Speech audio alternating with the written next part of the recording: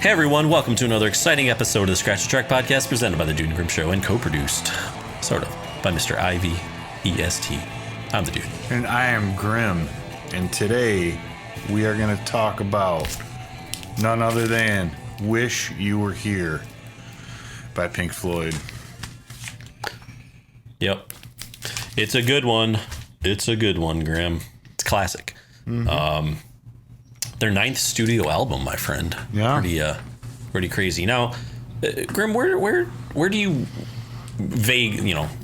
I'm not going to hold you to this. Just all-time favorite albums. Where do you rank this one, sort of in your list? Top 10, top 5, top 3? Top 5 for sure. Yeah, mm-hmm. Top 5 for sure. Okay. Definitely. Yeah. Favorite Pink Floyd one, which apparently is a favorite of all the band members too, which I think is really cool. Mm-hmm. Yeah. But it also marks the beginning of like the period of deterioration. Yeah, it was funny listening to sort of those interviews and Roger Waters saying that really this was like the beginning of the end. I don't think he was the only one who said that though. Maybe he wasn't. I just remember him specifically saying it. I mean, I think a lot of them felt it, or maybe they didn't feel it at the time, but looking back on it, that's where they saw. I mean, because they had one thing they all sort of agreed with. They don't agree with much, it's not to go off on a tangent, but it's unfortunate kind of what their sort of relationship and everything is, people, I mean, it's kind of documented, like they just, as a group, they just don't get along. It's mainly Roger Waters is over here and then the others over there. Yeah. It's just kind of a bummer, but, they all kind of agreed that by this point, when with Dark Side, they had reached the top, right? Mm-hmm. They had, all their goals and dreams was the money, the women, the fame, the stardom, the amazing album, everything. And it's like, okay, like, where do you go from there? Yeah, exactly. And I like, there's that snippet where Gilmore is sort of recalling, he's like, you have a go following up Dark Side of the Moon. Yeah. Let me know how that works out for you, right? And I think he was 100% right. And I mean, it sounds like when they got back into the studio, they really struggled with that. I mean, one, there's just the pressure of it, right? Mm-hmm. I think one of the quotes was Brian Humphreys, who was an engineer. Or the engineer, I guess, on the album. He basically was quoted as he basically said there were days we didn't do anything. He's like, I don't think they knew what they wanted to do. We had a dartboard and an air rifle, and we'd play these word games, sit around, get drunk, and go home and return the next day. And that's all we were doing. And then he said things sort of fell into place. I mean, here's the thing. That's a lot of money per day just to dick around. You could do that in your garage for free. Yeah. I mean, dude. That sounds like an awesome time, though. Yeah. I mean, it sounds like a really good time. Not a productive time, but it does sort of sound like an awesome time. But, it's weird, man. That type of, this story is, I feel like it's sort of a familiar story in rock and roll, where it's like a band has a colossal hit, and it's like, what do we do next? They go into the studio, and they're like trying to write and create the next album in the studio, right? Well, like Kid A, really. Yeah, I mean, really. Yeah, it really is. Yeah, the similarities there are undeniable for sure. Yeah. Now, this was before they had their own studios. They were still Abbey Road Studios for this, right? And one thing I guess that had just happened is they had just gotten in a new desk. And a 2-inch 16-track tape machine, right? And that was like the epitome of state of the art. So much so that people didn't even quite know how to use it. I think it was Brian Humphreys, and he kind of messed some stuff up. Did you hear about that? Well, yeah. Because and that was interesting to hear them talk about it, because there's all these effect sends and returns, right? Right. And so basically, it takes a signal, it sends it out to either a channel outside of it to go into outboard equipment and then come back. Right. But for some reason, all the returns were routed into the drums. So when they listened to just the drums on their own, it was just the drums and then like the echo These tracks of the other things. And they couldn't get rid of it. Yeah, and they did not have Peter Jackson's AI technology yet. They did. No. And it sounds like they were pretty pissed because they had worked really hard for like a couple of days on like these parts, like perfecting these parts, and they finally got them right, and it totally screwed like something else up. And then another thing that was interesting that I didn't realize is there was a concern when the 2-inch tape reels came out that you would not be able to edit and splice tape in the same ways that people had in the past. And so the way they did it is they had to get a full run through of it. They were not going to like cut tape and edit parts together. They wanted to get a full run through of it. So that is also added pressure too, especially if you don't have something like well established. Yeah, absolutely. Yeah, no, it's going to definitely take time for that. I thought it was interesting. This is a tough album, I know, for us to scratch because there's 5 songs, and so for people who aren't familiar, we essentially pick an album and then ultimately decide what song we'd scratch off, and we'll pick our favorite too. But some of the other songs that had kind of been around during this time that they had been playing live and everything, the 3 main ones were some bigger, longer songs. "Shining You Crazy Diamond," which makes the album cut. Yeah. But also a song called "Raving and Drooling," which would eventually become "Sheep," and then another song called "You Gotta Be Crazy," which becomes "Dogs." Now I believe it's on my Apple iTunes account. I'm sure you can probably find these, on Spotify and all the other ones too. I don't know how they have them sort of linked, if they're the special edition tracks or extended tracks of "Animals" or "Wish You Were Here," but you can hear like "Raving and Drooling" and "You Gotta Be Crazy." Like I remember hearing that for the first time, and I didn't really know, like looking at the titles, I was like, oh man, like I wonder what these songs are, because they're like long songs and they're cool and everything. Yeah. And it was just pretty neat because I started listening to them, like, oh, that's "Dogs," and they're like playing it live, and the lyrics change and evolve a little bit is in the studio recording. But I believe it was like the special edition that I had of "Wish You Were Here" had those tracks on it, and it's pretty cool to hear like those future tracks. But oh yeah, sure. But essentially, my understanding is that not Roger Waters, it was David Gilmour wanted to use those songs on this album, and once they kind of started going down the path, or Roger Waters said, hey, this is what the album is, kind of what it's going to be about, he was like, those songs don't fit this album, and so we're going to push those down. And David Gilmour was outvoted 3-1 apparently on having those songs be a part of "Wish You Were Here."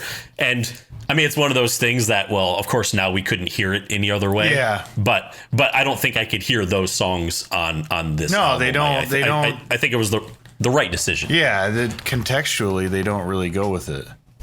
Yeah. So now, one question I did have for you, Grim, and we could add this and have this be a part of the tracks itself when we talk to them, but specifically for you, the way "Shine On" was originally constructed, it was going to be one long track. Yeah. And much like "Atom Heart Mother" or "Echoes," and it was going to be like one side of the record.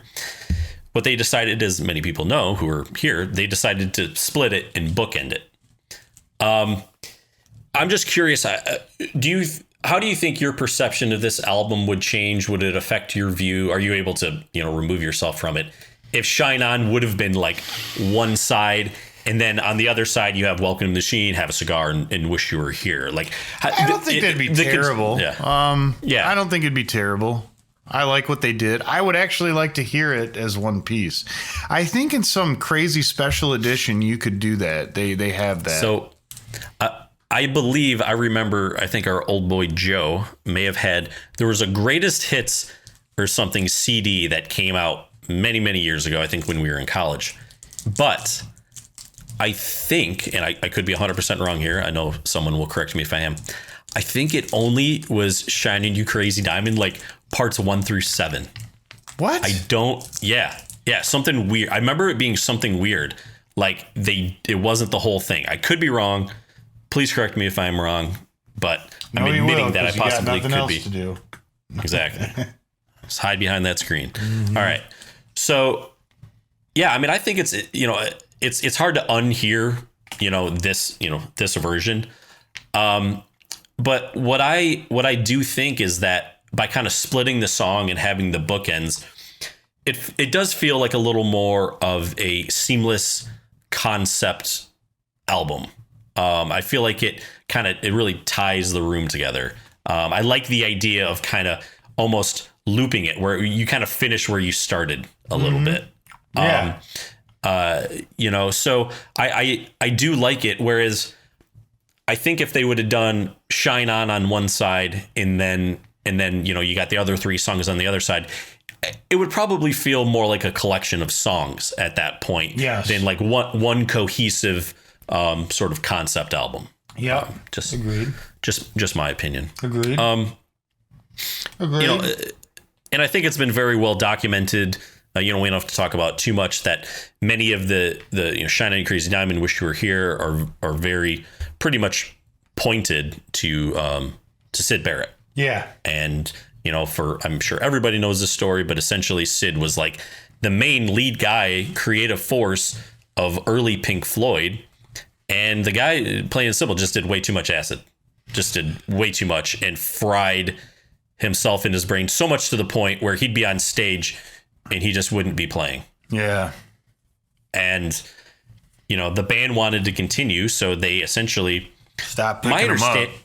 Yeah. My understanding is they kind of brought David. And again, you guys will correct me if I'm wrong. Didn't they bring David Gilmour in towards the end of Syd Barrett to kind of help a little bit? Yeah. Cause I think on Saucer Full of Secrets, it would have been the 5 of them.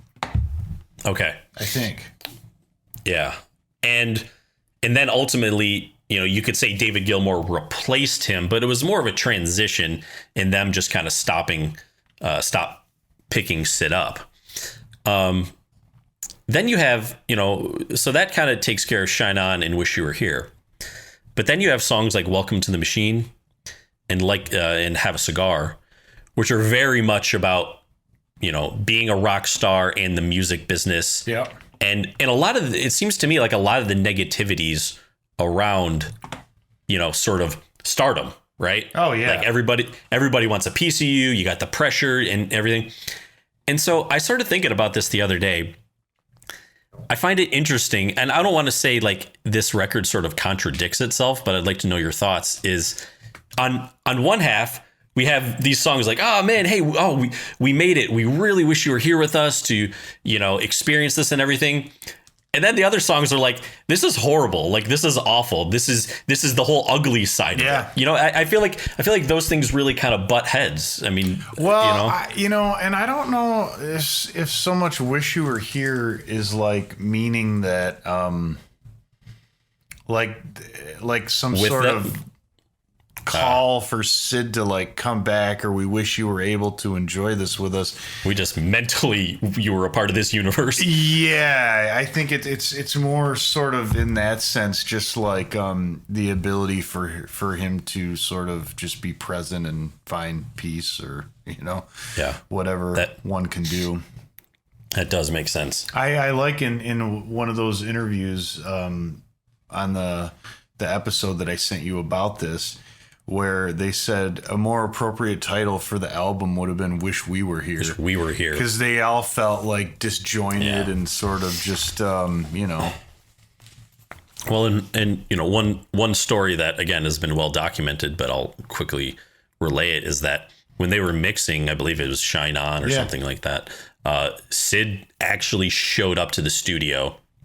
He's in the control room, and none of the band members recognized him. They thought, oh, he's a part of, Abbey Road Studios, or he's a part of, maybe it's so-and-so's friend, or he's just there. But he shows up, he's fat, out of shape.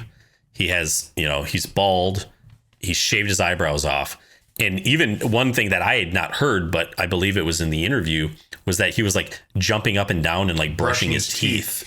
Yeah, and acting really weird. Dude, if you click on the wiki for the song "Shine On You Crazy Diamond," there's a picture of him. Oh yeah, on there. absolutely. Yeah. There is a picture, and he looks rough. Yeah. But then they talk about it, man, and they all said that once they realized it was him, the shock, like they were in tears. Yeah. And they just felt so horrible because just the state he was in, and I don't mean state of California. Like it was pretty intense, man. So definitely a somber part, and he was just never able to really recover. And it's interesting that I wouldn't say they certainly didn't use him, but using their feelings for him, and kind of in a way, this is their way of like almost bringing him and his memory along with them. Yeah, and sure. They were able to sort of catapult and continue their career. Now, one thing I think that you'll notice is, I think, and this was done, I believe, intentionally, but whenever the band would make like compilations of their stuff, like greatest hits or something, they would always put Barrett songs on there so that he would continue to get royalties. Oh, really? Yeah. Nice. Just That's awesome. Kind of like take care of him a little bit, I mean, dude, I don't think he was even probably had the mental capacity of like being able to just do like a 9 to 5 or do some like any sort of regular job. Like, hey, just press this button every, It sounded like he needed help. Now, one thing, well, and another thing too that I think is important is sure the drugs I think were a big part of it, but I think that he also just had a very substantial mental breakdown, which could have been a problem without drugs, but I'm sure that just exacerbated it even more. Absolutely. Yeah. Well, I mean, here's the thing. I mean, we can all talk about our own experiences, but it sounds like the amount of LSD he was taking. I mean, just all the time. That's a problem too. If you're just, and here's the thing. I mean, we all know anything in excess usually isn't a good thing, but, at least for me and like my thoughts and experiences, except whole grains, my thoughts and experiences with anything in that realm is, hey, you know what? It's good to open the door and look through it, but that door isn't meant to be, kept open the whole time. And it certainly isn't meant to be walked through. Like that's just kind of how I think of it. So it's a shame, but it's weird, man. Cause you can always ask yourself the question, like, okay, what if that didn't happen to him? And I hate to put it in these terms. If that didn't happen, we wouldn't have Dark Side, which like the Pink Floyd that people know and I think love and really associate themselves with, that would not exist. Yeah. I mean, it's like it's the age-old question. He's like, well, what would Jimmy be playing today? What would Janis be singing? Janis be right? Yeah, these are major things. So chew on that. Yeah, chew on that. Well, I don't know if there's anything else we want to talk about. I mean, I know, you and I have always loved the cover. I know sometimes we'll talk about that for a minute before we get into the tracks. Yeah, can we talk? Yeah, speaking of the cover, this is sort of a startling revelation. Okay, another one. This object here on the cover, which I love that. I do too, but like I just thought it was this weird object until you pointed it out that it was basically a representation of like robots shaking hands. And then I looked at it and I was like, how did I miss that all these years? I just thought it was some weird thing. But it's like the machines, man. Welcome to the machine. Yeah, it's the machine shaking hand. Yeah. But then it's great too, because you got the machines, but then you have all these elements of nature, right? I know. It's really, the artwork is really interesting. I think I do think it's their best artwork. Yeah. I would say I like it of all their album covers. I probably do. I mean, Moore's pretty solid too, with that windmill against an orange background. Oh, it's real good. Really good. What about Obscured by Clouds? That's a great cover. Metal. It's great covers. So yeah, but then we have like the real cover of, the guy shaking hands, essentially with himself, and one of them's normal and one of them he's on fire, which I think is. Oh, is that really what it's supposed to be? That he's shaking hands with himself? I mean, it looks like it looks pretty much like the same person. I mean, they're both in a suit, both have sunglasses on, right? I mean, and I think the person, or the quote unquote actor, I think is the actual same person. Oh, interesting. I didn't know who that. did it for the photograph. Pretty sure. I know somebody will let us know if we're wrong. But yeah, always, they did it at some, the back lot. You can see like the buildings look like Those a suits movie weren't very studio. well tailored, I will say that. Well, it's different times, dude. Yeah. Different times, like skinny suits. This is what, 75. Okay. Yeah. I mean, I don't know if skinny jeans were a thing yet. So, well, Graham, should we sort of get into the tracks here? Yeah, let's do it. Okay. Let's do it.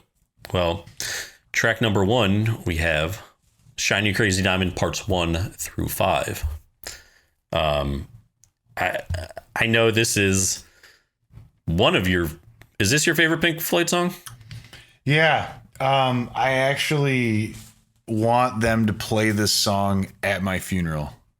Oh man, shit. Either that or just get shot. Just be riding a missile into space. That would also work too. Hunter Thompson style, or Timothy Leary like style. That, yeah. All right. Well, acid in space. A lot of options, but so many options. Well, dude, I know it took them a while to, in the studio to kind of get their footing and figure things out. But they did. Yeah. And, not only with this whole album, but I think this intro is the best, one of the best, maybe one of the best intro songs ever. I feel like I love the mood in the tone that it just sort of sets. Like when it starts off, I feel like I'm in this, like, it's almost like a cold, dark, like icy cave. Yeah, with these dude. Like little shimmers of light and twinkles. Now, do you know about those little shimmers and twinkles? I don't, but I love those little accents. Wow. I do too. Apparently, they had some unfinished thing that was like a collection of household objects or something, and it was just like all these different noises and shit. And so they went back to those tapes and just like kind of messed around with like water glasses clinging and shit like that, which is really cool. I didn't know that's what that was until I read about it, but it makes sense. And you're right. Those accents are just like the little snowflakes falling. Yeah, it is the perfect winter album. Oh, it is. There's just some albums have a season. This is to me the quintessential winter album. Absolutely. Yeah, it's pretty amazing. And then the guitar riff. There are so many flows, but I mean, that is one of the most wrecking. I mean, that is, you can just like say that or sing that kind of out loud, and people, what that is, right? Yeah, and I'm pretty sure that's through a Leslie, because you notice how it moves, it has this sense of movement, space. Yeah. And I do believe that's through a Leslie on slow speed. It's really interesting to me because there are when I hear that, to me, I mean, it sounds beautiful. It sounds lonely. It sort of sounds a little unsettling. Yeah. Because based on like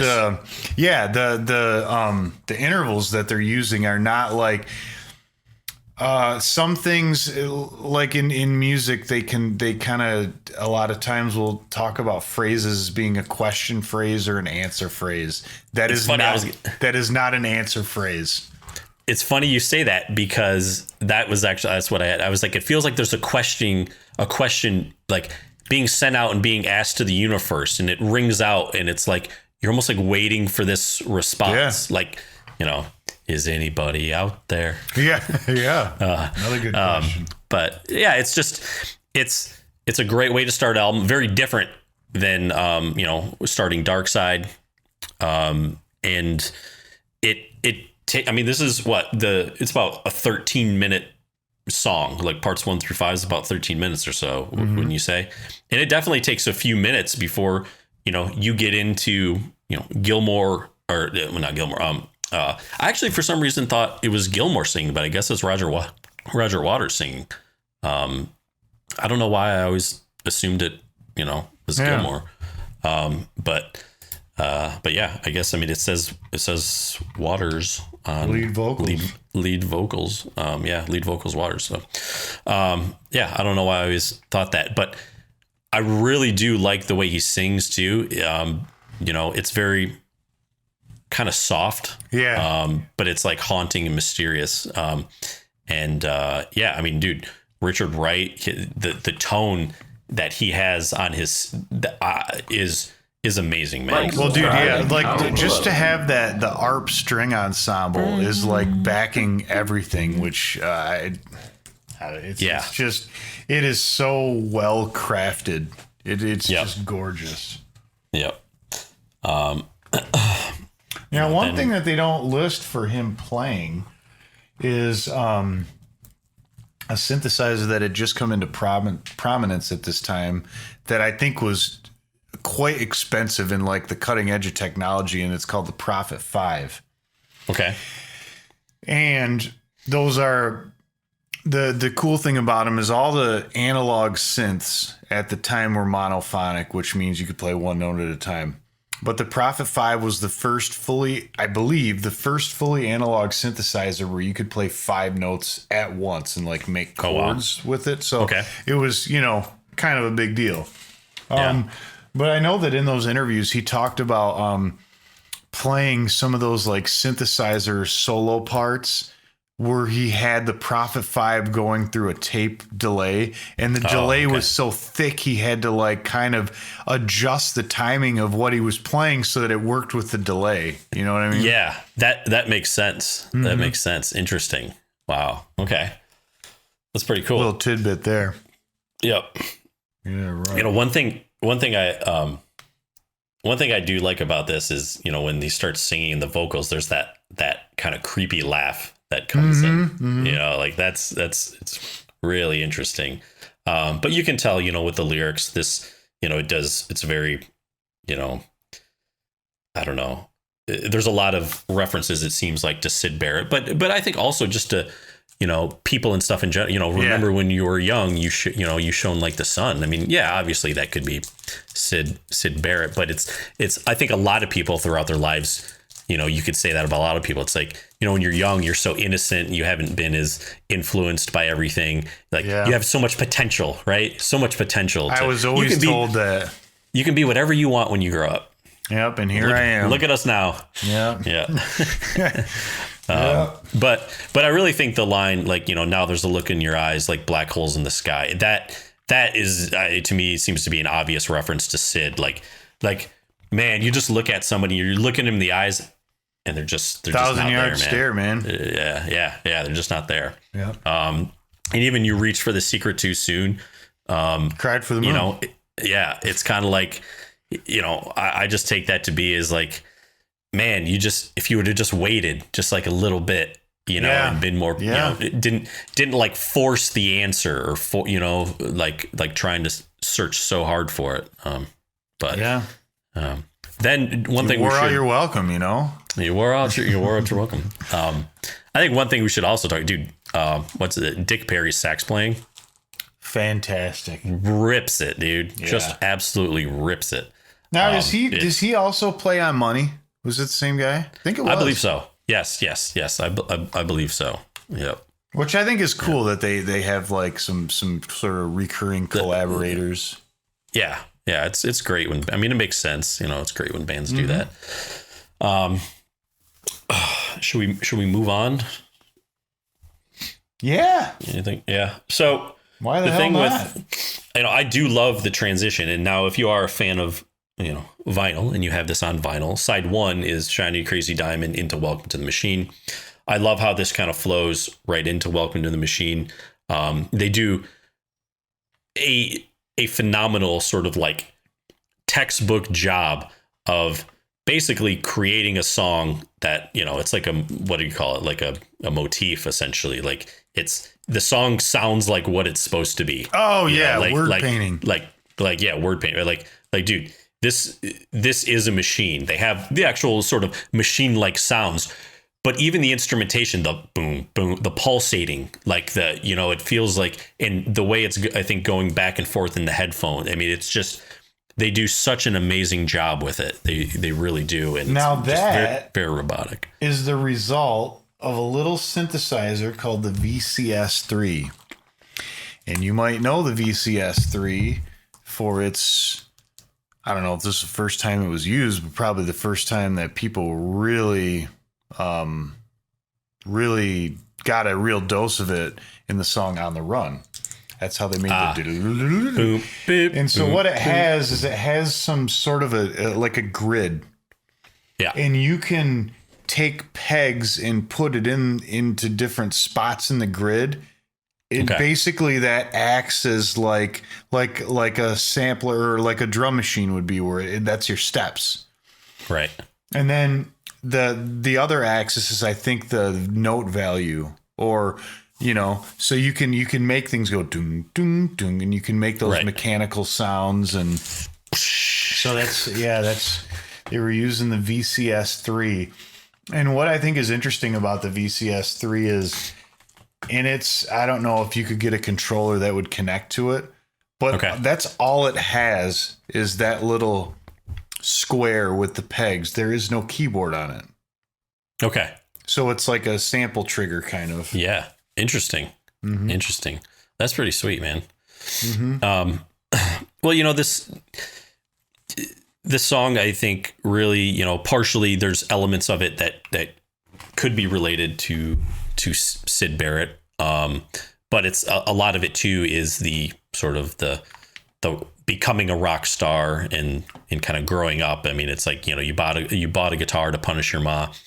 That's sort of a familiar story you hear about people and rock stars, or just people in life. Like, oh yeah, I wanted to piss my parents off. So what did I do? I went out and got a guitar.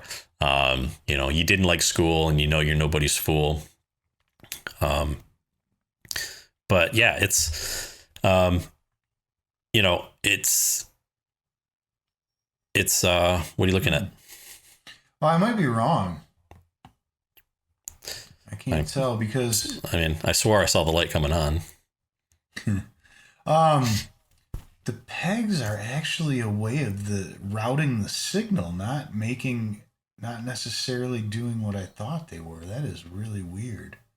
Okay. So it's like instead of like on a mini Moog, there's switches that will send this to this and this to this, and like on semi co-producer Mr. IVEST, you've seen pictures of his synth where it's all based on patch cable routing. Right. But this is what that grid is, and it's just a really interesting way to do it. Huh. Yeah. Okay. Anyways. Okay. So yeah. This is just, I just love the overall feel of this song. Like, the acoustic guitar, the strumming when it comes in is just it just sounds amazing, man. It just really sounds amazing. Yeah. And the way Gilmour sings the lyrics on here, I really love just kind of his cadence, and he's almost just like yelling and preaching, crying out in pain. Yeah, exactly. Yeah, I know. Like life. But yeah, it just, dude, I don't know. It's all the word painting. It really is. I mean, it sounds like a machine, and it sounds like a machine. It is. Right. I kind of feel like it does. Like, to me, Welcome to the Machine is like lamenting for what did eventually eat up Syd Barrett. Because I think it was a lot of the pressures of things, and like, I mean, just the, people talk about the industry and just like what it is and how you have to be. And, it gives you access to a lot of things. You have a lot of people out there who are the groupies, right? The people who are hanging on, who are going to take advantage of you. They're going to be your friend. They'll suck you dry, and not in a good way. And so Correct. it's it's again, it's a sort of a familiar, unfortunately stereotypical kind of rock and roll story a little bit. I think it was maybe best summed up by Earl Simmons, who you might know as DMX. When he said, "What it is, it's the biz and it's dirty. You might get rich, but life expectancy is about 30." Exactly. The late great DMX. I think he did surpass that. So, Yep. Well, should we flip the record, Grim? Well, actually, one thing at the end that is kind of cool is the song kind of ends, and then there's like this sound of like someone getting in a car, and there's like a driving off, and then kind of like going to the party, and it's like that's the schmoo, but a cocktail party, not like, hey, you're hanging out with your friends and stuff, and we're just chilling. It's like, oh, it's the business aspect. You got to go to the basically the like the scene in Spinal Tap with Fran Drescher. Exactly. Yeah. Just like that. Yeah. You should have seen the cover they wanted to do. Sir Dennis Eaton Hogg. Yeah. Yeah. It's really not that bad, is it, Sir Dennis? What's wrong with being sexy? Exactly. So, all right, Gurrim, we're going to flip it. Before you rip it. Side two. Yeah. Very interesting. It's got a little funk to it. I think one of the things that stands out right away that we should talk about is I didn't know this for the longest time. I don't think you did. Roy Harper on vocals. But Roy Harper on vocals is just, first of all, people were like, well, who's Roy Harper? Led Zeppelin basically wrote a song called Hats Off to Roy Harper. So he was very, very big in the scene there. But yeah, just really interesting because, I guess I never really thought about it too much, like who was actually singing it. I didn't really care. I always liked this song, but it was just a weird thing when I found out. And essentially, it sounds like Waters had been singing. I don't know if it was from when they were performing live or he had been doing, Shine On You Crazy Diamond and putting the vocals for that. But his vocals were just wore out. And Roy Harper, they were recording like in the studio or something like that. And he just happened to be in that day or for a couple of days or something and put him down. Apparently it took a little while too, because he was not used to singing somebody else's words and how they were phrased and, the way Roger wrote them for sure. But I think this really captures, it's autobiographical of what the band and Waters was going through. It tells this great story of sort of how it is in the music business. And, and I think they said that they had to, like, that was their way of like dealing with it and not being like pissed all the time about it. Sure. Everybody's blowing smoke up your ass pretty much, telling you how great you are. Even if they don't know you, and you're like, really, look, I know. I know. Yeah. He's like, I'm a big deal. But it's kind of like, the way it's sung, I think is really good because it has this sort of this attitude to it, and it's like, oh, well, I've always had a deep respect and I mean that most sincerely. It's like, oh, I have to say it, like, I've always been a really big fan, but now that you've made it and you're a big deal, like now I really want to pay attention to you. Right. And that's sort of how it's like, people they're not going to say that, they weren't a believer until you made it. And then all of a sudden they become a believer and really want to just kind of, ride your coattails pretty much. Right. Yep. Even if they're on fire. Exactly. But musically, it's just awesome, man. Dude, the synth runs in it are just those little accents at the end of the phrases. That's really what it's all about for me. It's pretty awesome. Well, Graham, I would be remiss to say that that this song is also very important to you and sentimental. Oh yeah. So I was a little late. This was not one of the ones that my dad had. on vinyl. He was more Dark Side on the Wall, right? Like, yeah, we had the Wall on vinyl. I still have that. But I don't even think he had Dark Side. I remember really? for something came up and we got the CD of it. Yeah. But he didn't have a vinyl cut of it. And I think Wish You Were Here was given to me as a gift or something at some point. And I just, like with everything, you expect that it's going to be Dark Side of the Moon Part 2, and it's most certainly not. But it's awesome in its own right. And I remember being really enamored with it, and I would just listen to it all the time. But I realized I really wanted to record music when I heard the end of Have a Cigar, and everything sucks up, and then it sounds like it's coming out of a radio. I mean, it's just goddamn brilliant. It's just one, like, every time you hear it, you're like, God, that's fucking sweet. Like, every time. There isn't a time I've heard it and I'm like, it's run its course. Yeah, it's the sound of it. Yeah, the swoosh, and then the way it sounds being played through that radio just sounds awesome. It's absolutely amazing. What a great effect. And I really love how that transitions right into Wish You Were Here, where you have because then it is a radio. The guitar continues in that radio tone underneath, and then they come on top of it with a very clean acoustic guitar. So that's kind of, we're taking it into Wish You Were Here now, if we want to get into that track. We might as well.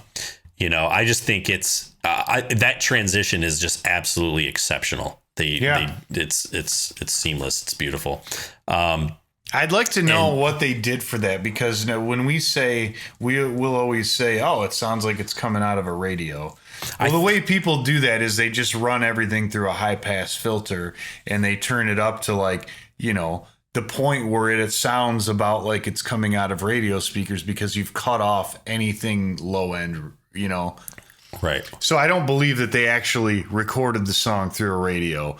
Right. But then it's interesting because you said they have that same like high pass filter effect on the guitar, which gives it a lo-fi sound for sure. But then I wonder if they just did like, where all those little clips came from, if that was just actual radio on a dial. So I believe it was. And I think I read that or watched an interview or something. They actually did. I think it was in Roger Waters' car. They recorded the audio and they had someone manning the dial. And then, you're the yeah. And then it goes into so that at least little sliver or section was, my understanding, was taken from like an actual radio in someone's car, apparently. That's cool. I mean, I don't know why they couldn't have just used a radio somewhere else. I don't know. Maybe just to kind of help with like the lo-fi aspect of it. Maybe, yeah, it's possible. Yeah. It's possible. But yeah, this is the title track. It's very, I think most people know this song. I mean, it as we've talked about, it's classic rock radio sure knows it. Yep, Jesus. Yeah. It's played, every 5 times a day on every station. Yeah, it is. But it's an obvious, call to Syd Barrett and his whole situation. It just has there's a lot of really nice elements to it. I mean, the piano playing is beautiful. Oh yeah, it's excellently done. I like the lyrics, but they're kind of abstract. Sure. Yeah. I mean, except for the "We Wish You Were Here" part, right? That's pretty obvious. Yeah, that's pretty obvious. Yeah. But other than that. Yeah. Like I don't. What is trading heroes for ghosts? Hot ashes for trees. I don't. But hot air for a cool breeze. I don't know what that means, but I like the way it sounds. Yeah, I agree. One thing I really like the piano playing on it, but when I was listening to it again recently, I was like, gosh, I almost wish it was featured a little more. Like it's so good. But there are some really nice flourishes that kind of come in and out. One thing that I sort of, and I meant to maybe touch on this a little earlier, is, obviously this song has a very sentimental, remorseful, and sad feeling to it. Do you think it carries a little bit of almost like survivor's guilt? Oh, yeah, dude. You know? Sure. Yeah. Like, Like, man, because when you think like Sid Barrett, That's you could a really say interesting word. Yeah, I mean, he was with early Pink Floyd. Like, he was the centerpiece. He was the band. He was the one who got them started, and actually, really became a name because of him and everything.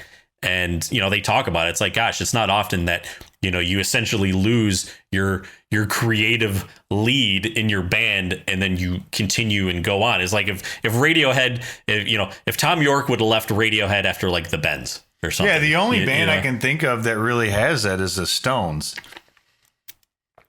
Oh, with Brian Jones for sure. But yeah, they really don't have a Wish You Were Here. It was just kind of like, yeah, that's true. Have a nice swim. Yeah, and then oh Jesus. Yeah. So yeah, where else am I here? But anyways, yeah, it just feels like, it does have that sort of survivor's guilt. Like, man, you helped us, and they wouldn't have achieved that essentially without him in his early beginnings. The talent that he had. So I think we're gonna move on to Cheyenne and Crazy Diamond Part 6 through 9. 6 through 9. I don't know why it only goes to 9. I've always kind of wondered that myself. I'm like, I would have just made it 10, just threw a little something in there. I mean, there's like, a part of me that's 10 is actually only 5 seconds. I was gonna say there's a part of me that's like, I don't know if I mean, I guess I probably could, but like pick out each part. Oh, this is part 6 and this is part 7 and this is part 8 and this is part 9. I mean, I'm sure I could if I sat down and really tried, but I don't care that much. It's interesting to me. There's a part of me that almost feels like sometimes this is like kind of the forgotten track. Like, people, it's not played like by itself on the radio, right? Well, neither is the other one.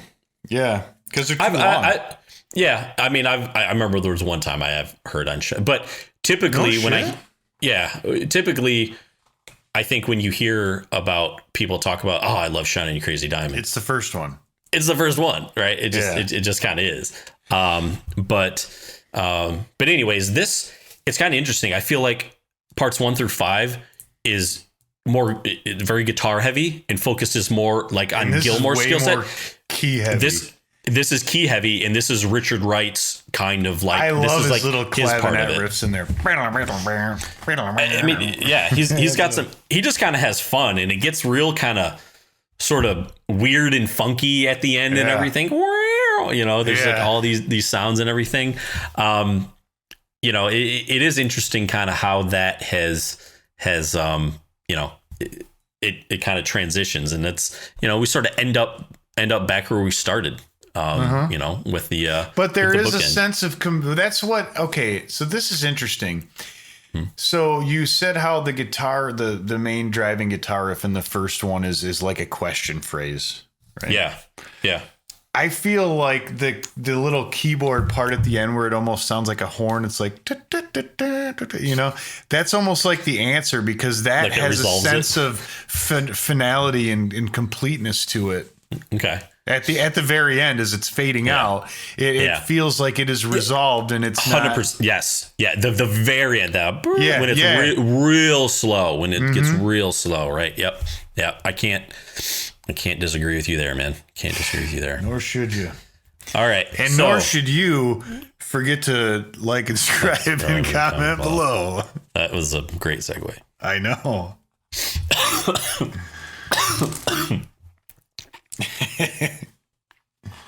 All right. So for those of you who don't know, you should know, because you should have seen all our other episodes. But this is the point in the show where we scratch a track. And this is a tough one. Because we want to, because we have to. Because we have to. Yeah. I mean, this is a tough one because there's like five tracks. And so it's like, you take any track out of this, not to mention it's one of the greatest albums of all time. So there's not really too much room here. We don't take this responsibility lightly, is what the dude's trying to articulate here. Yes. So get out your robot hand and be kind to him. Yes. Yeah. All right. So I went first the last time. This one is you're gonna on make me. you. Yep. Well, I'm gonna get ready for the barrage of hateful comments and mail and stuff. But dude, thank you for ruining everything classic rock radio, because I am scratching the title track "Wish You Were Here." Not because I don't like it. I do like it. It's just that it's been ruined by radio for me. And I just feel like I've heard it enough times where I'd be fine just going have a cigar into the last Shine On and just kicking my shoes off and calling it a day. Right.